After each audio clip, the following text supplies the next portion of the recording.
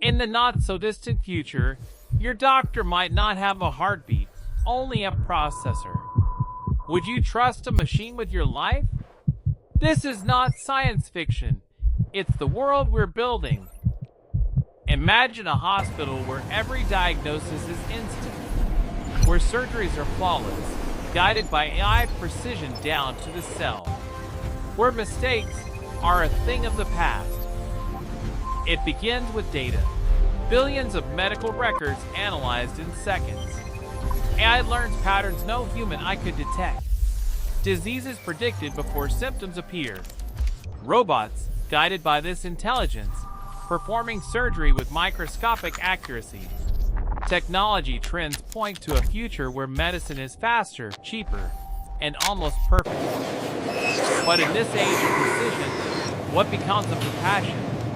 A robot can heal your body, but can it heal your soul? Will the future of jobs in healthcare be ruled by algorithms, or will humans remain the heart of healing? The future of medicine is not written yet. Perhaps the best doctors will be neither fully human nor fully machine, but something greater, born from both. The future is ours to shape. Comment, subscribe, and like. Thanks for watching.